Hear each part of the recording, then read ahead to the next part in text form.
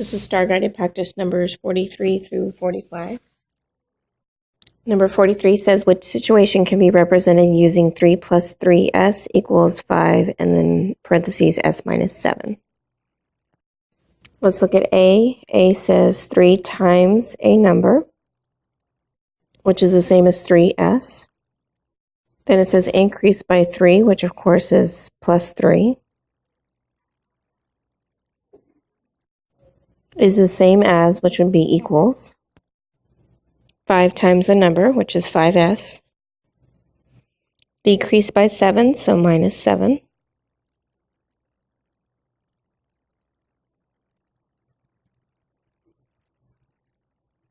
Okay, so as you can see, it does not look the same as this one over here, so your answer can't be A.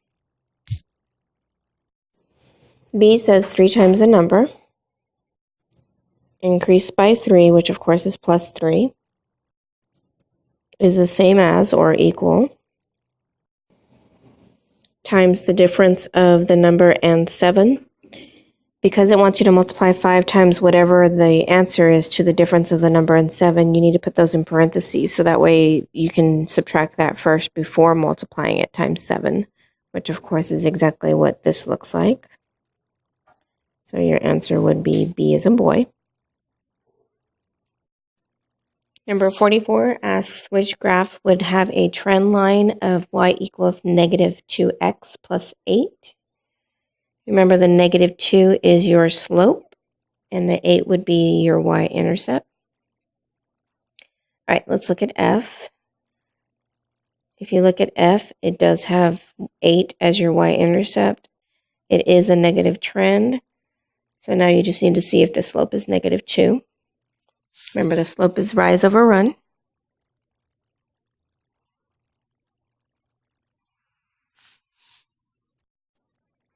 If I use these 2 points, I do rise 1, 2, and I run 1, which of course does give me negative 2. So it looks like F is going to be your answer, but let's go ahead and check the other ones to make sure. Okay, it looks like 8 is your y-intercept, so that's good. Looks like it does have a negative trend, so it is a negative slope. But if you do your rise, which is 1, and then your run is 2, it doesn't give you 2, it gives you negative 1/2, so that's why G cannot be your answer.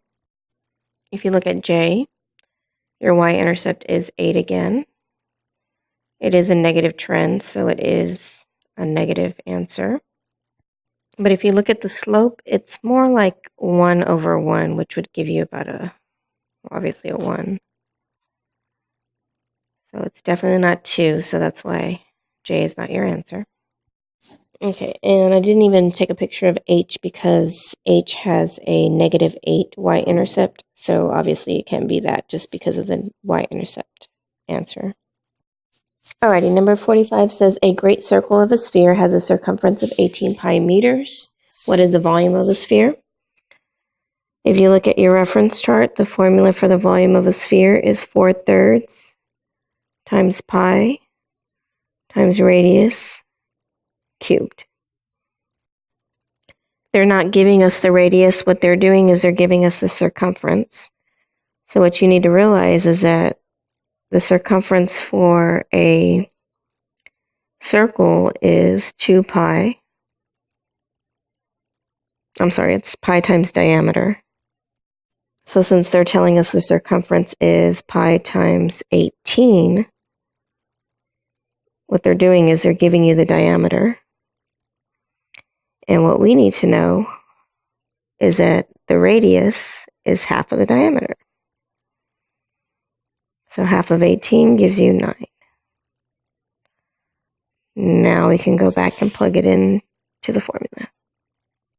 Something I want to point out right away is if you look at the answer choices, your answer choices have the pi sign in it, which means when you put the formula in the calculator, you are not going to put this pi sign. You're just going to bring it straight down.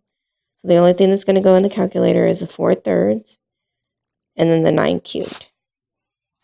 Okay, so you would put it in the calculator, 4 divided by 3, and then you'd multiply that by 9 cubed. Okay, so 4 divided by 3 times 9 cubed gives you the 972. And then, of course, don't forget to bring down the pi sign. And if you look at your answer choices, that should give you C as in cat. Of course, don't forget your little meters cubed.